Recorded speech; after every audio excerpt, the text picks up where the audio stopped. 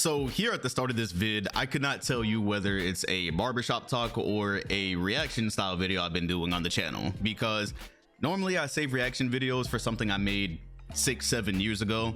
I feel like with the state of the Western Conference right now, we need to look at a vid I made 5 months ago. You can see we were watching Wembanyama in Chet that night, and it was basically predicting the chaos of the Western Conference. And as you see, one conference has a team with 62 wins, sitting 15 games above the second seed, which I believe is probably the biggest gap ever. I know it's the biggest gap this millennium. I looked that up, or millennia, but it could actually be ever. Anyways, besides the point, this is a Western Conference video.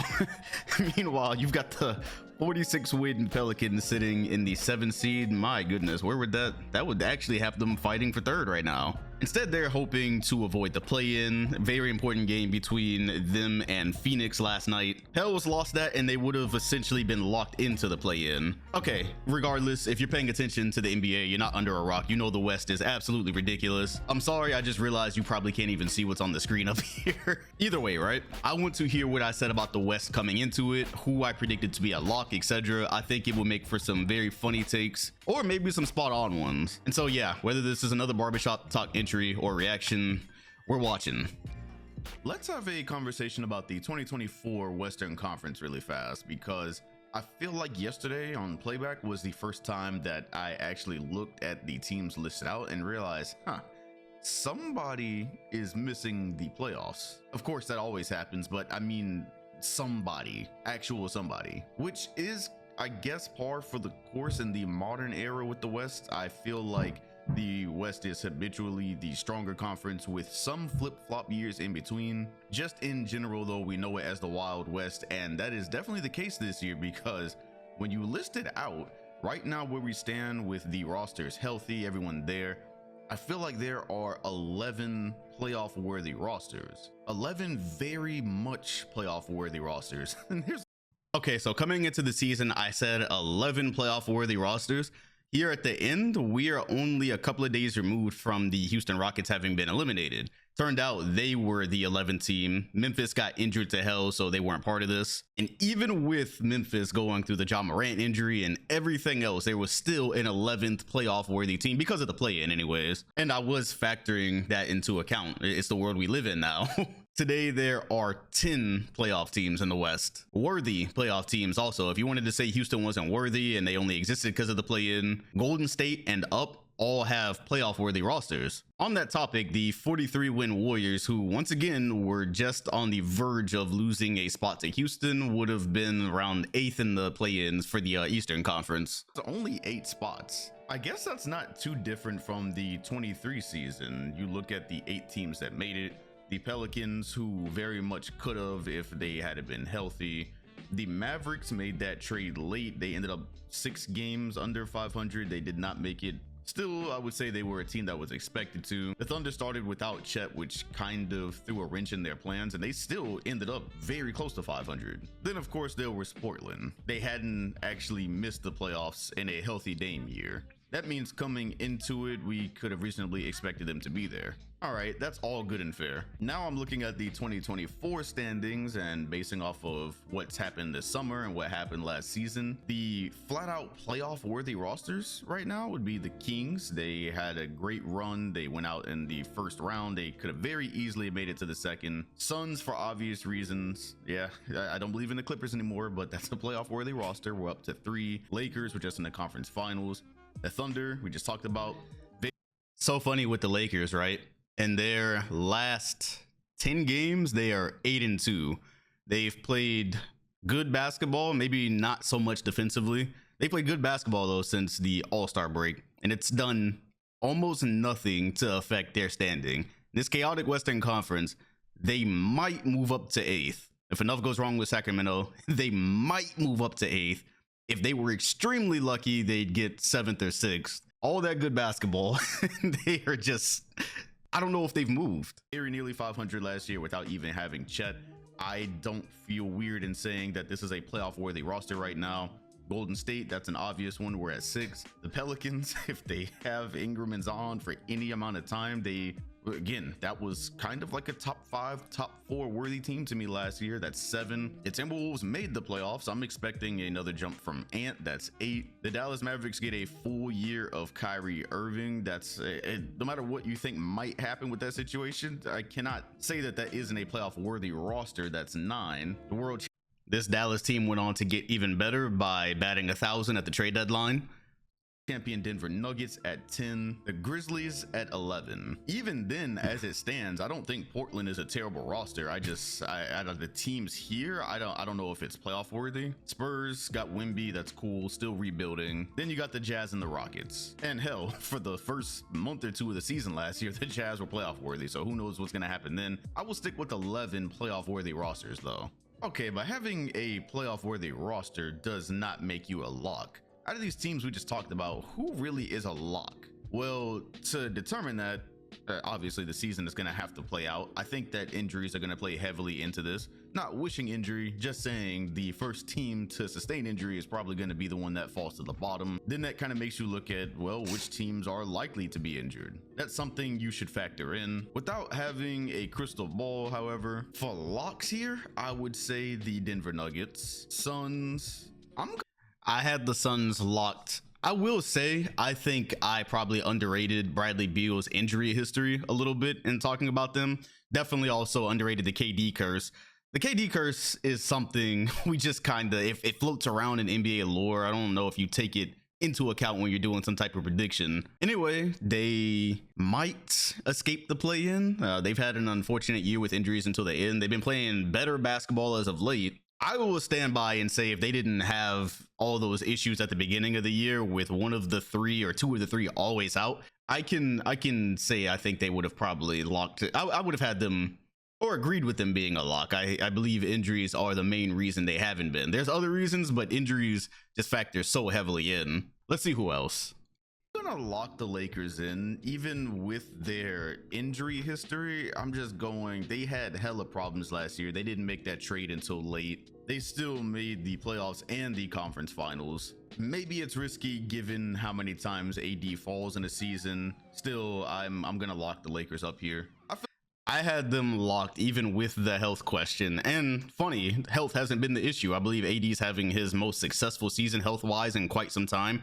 LeBron James rest every now and then, nicks and dings. He's still been relatively healthy. It's been the lineups and the roster as a whole around them as to why they are a 9th seed fighting for a playoff spot or play-in spot. Then the Gabe Vincent and Christian Wood signings did absolutely nothing. Gabe Vincent, I believe, is returning. Vanderbilt is also out. I think I saw something of him being reevaluated. Don't know if he'll be back in time. Either way, you gotta think in the context of making this video 5 months ago.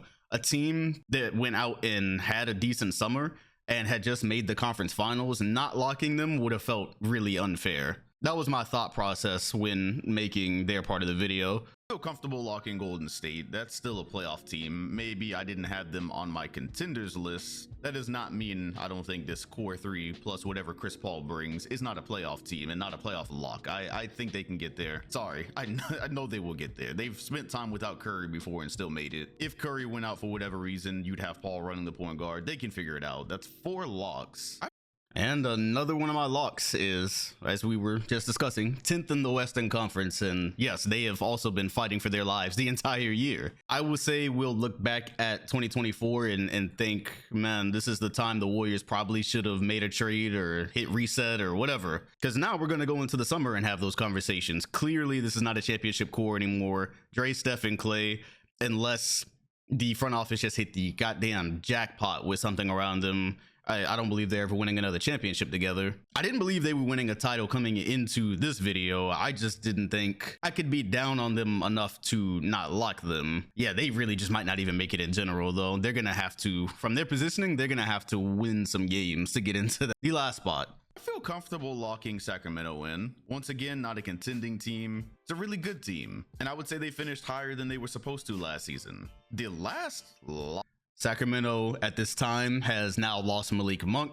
They've lost Kevin Herter. They are a half a game above LA, and we here with a few days left will probably be having to win a play-in game. Although, again, only a game separating them. I don't know the tiebreaker off the top of my head with the Suns. It is a flat-out game separating them, though, from 6th. And I kind of wonder who fans want to see. If you're looking at a play-in of right now, Pels, Sacramento, Lakers, and Warriors, I wonder...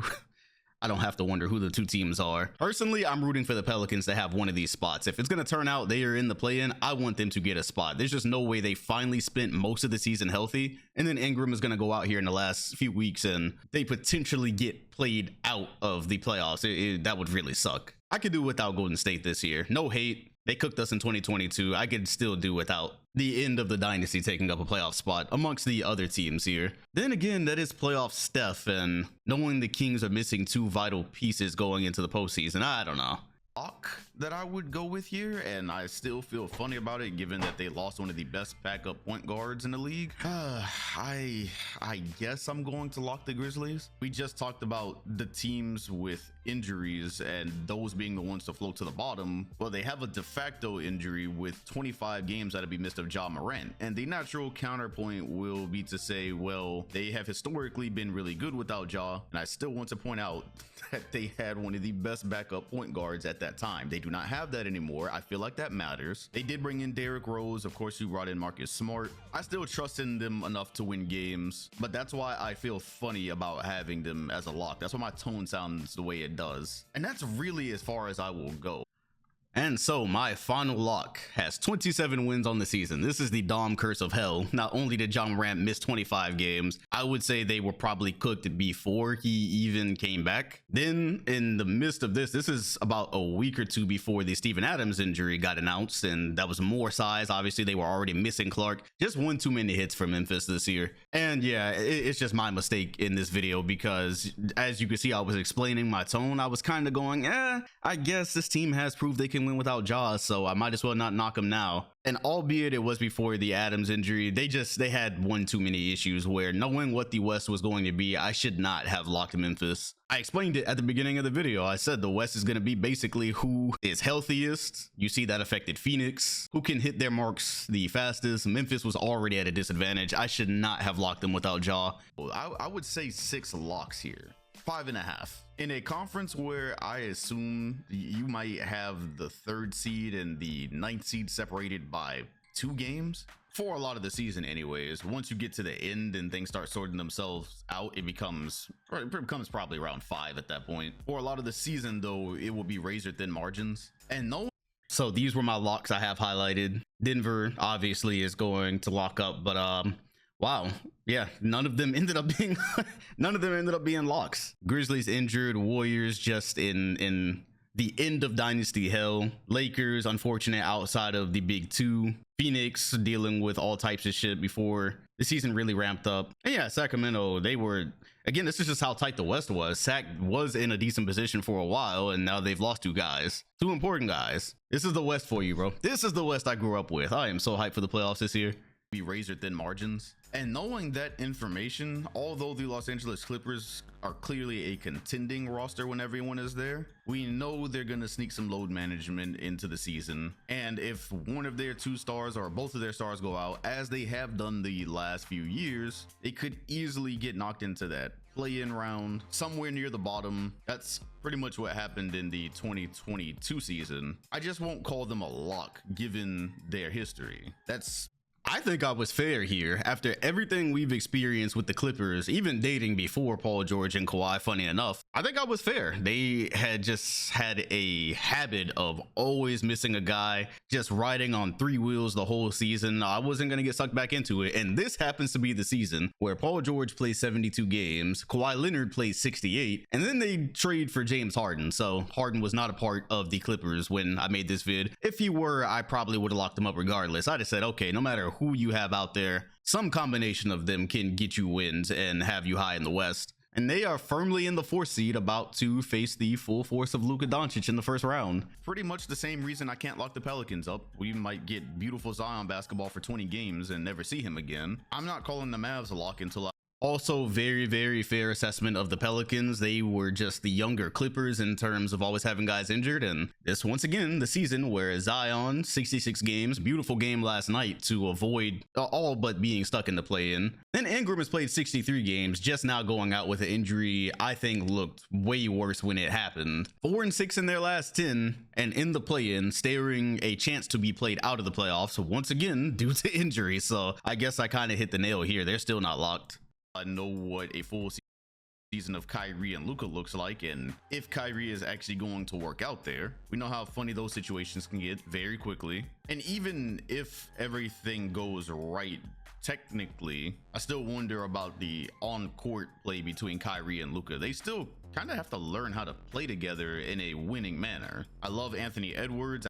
I can't take anything away from what Dallas has accomplished. They went and got a better team through some upgrades with trade. Luka and Kyrie have coexisted. Kyrie's played 56 games, Luka 68. Kyrie averaging 26 a game, 41% from three, 49 from the field, basically 50. And then Luka also, but yeah, 49% from the field and 38% from three. Those two are sparking. Play great basketball together. 9-1 in their last 10, about to face Los Angeles for the third time in the playoffs. And Luka has a better team around him. Fun, very, very fun. Glad it all worked out. You remember how the season ended for Dallas last year. It was looking kind of ugly, and we started to ask questions real quick. I still can't call the Wolves a lock. They're also a team that has quietly dealt with injuries in the last 2 seasons that have significantly affected their standings. OKC is going to be a lot of fun. I, at this point, would like to take time and remind you the perception around maybe the last year of Timberwolves basketball. It's a squad everyone looked at and said, okay, they put Gobert here. Is that going to win them a title? They spent a lot of last year injured, then got into a first round unhealthy and still gave the Nuggets a run for their money. They played them well. If you actually watch the series, they played them well. And so they've put it all together here up until the cat injury, which they are expecting him to be back for the playoffs. Health, for the most part, was on their side. Anthony Edwards got better on both sides of the ball. They had time to actually integrate Gobert into what they're doing. And because of it, the team I didn't have as a lock is a first seed. Good on the Timberwolves. I'm happy for them. If you look at the price tag of the lineup they're paying for, it is a first seed price tag. It's a contending price tag. And you look, that was a squad I actually had listed in a video I made around this time, basically talking about teams who really needed to go ahead and figure something out. I had them on this list because of the price tag, and I said they can't afford another play-in season or 8th seed season because, well, what's the flexibility here? Who do you start looking at trading? Does that trade actually improve your roster enough? Anyways, yeah, they answered the call. Could very well finish first seed, still don't know. Either way, job well done. They're gonna get a top 3 seed regardless. They still have a lot to prove. I could not put them in the lock category yet. They haven't even made the playoffs as of this time. And then the rest of the teams even making the playoffs would just have to be. And I still don't feel bad about OKC either. And yeah, they are also going to get a top 3 seed. Yeah, surpassed expectations. Jalen Williams is already way better than I thought he would be. Chet made a super immediate impact. Shea entered the MVP race. That is a team very worthy of where they sit in the standings, and I believe somebody's going to catch a surprise because just taking the temperature of some of the discourse, I'm looking at the talk they have around the Thunder, and people are going, ooh, that's easy pickings in the top 3. If you're an older veteran team in the back, I'm hearing those rumblings of we might win OKC. I don't know, man. I get it. I really do get it, especially if you're looking at a team with LeBron and AD who have been there and are playing great basketball. If you're OKC, you probably don't want that coming out of the gate. You also just have to look at how in the West you can't hide anywhere. You are going to get a hooping team no matter where you are right now. And yeah, I think OKC surpassed expectations. I didn't have a team who'd never been there and was this young, immediately adding their draft pick and shooting up to possibly first in the standings. Great on both of them, on the Minnesota and OKC. Very, very fun to interject some young blood into the top of the conference where the defending champion is looking for a challenger. Some large surprise. That goes for Portland, that goes for Wemby and San Antonio, and the Jazz and Rockets. So that's kind of how I view the Western Conference going into it. I think there are 5 or 6 locked up teams. I think there are 11 playoff worthy teams. Either way, this is going to make for a beautiful and dramatic season. It will literally just be a fight of who is really, really good chemistry wise and who's healthy.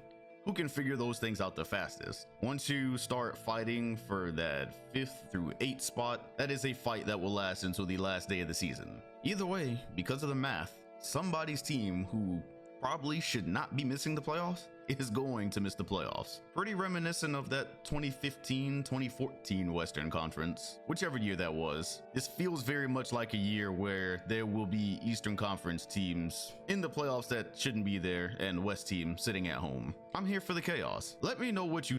So, I won't be making this video at all for the 2025 season because now I found out the West is just way too chaotic to have locks in general. Seriously, out of everything I named, the only lock still to this point is Denver. Out of the people I expected to be locks, everyone else is still fighting a battle to just have their spot. And wrap your mind around the fact here as we're in the winding down days, 2 teams out of Golden State, Los Angeles, Sacramento, New Orleans, or Phoenix are going to end up missing the playoffs. I named 5 teams there. They are more or less fighting for the last 2 spots, and 6 is still up for grabs. So 3 spots. Yeah, there's gonna be 2 units who were playoff teams last year or are very playoff worthy or have some big names, and they ain't gonna be there. Meanwhile, Milwaukee, who is sitting in the 2nd seed on 47 wins, would also be at risk of falling into the play-in, which is an interesting conversation just because in the East, in theory, you know what? Nah, that's a 3.5. That's a 3.5 game difference. They're not falling into the play-in. In theory, though, they still could end up not being 2nd seed. They could actually fall quite a bit of spots. Yeah, hey man, this is what happens. I understand. I'm not even fighting against all the conversation about the East being weak this year. My last video, if you haven't seen it, I talked about if conferences were eliminated. I'm just gonna take those on the chin as a Celtics fan. But rest assured, I have fought this battle before. A lot of the fan base has fought this battle before. Conferences ain't going nowhere, so this is what we're stuck with. Anyways, yeah, let me know what you think about the West. Who do you think will get these last spots? If you want to talk about who's going to come out, whatever you want to, put it in the comment section while also hitting the bell next to my name if you want notifications every time a new video drops, and subscribing. Appreciate you watching, and I'll see you all on the next one.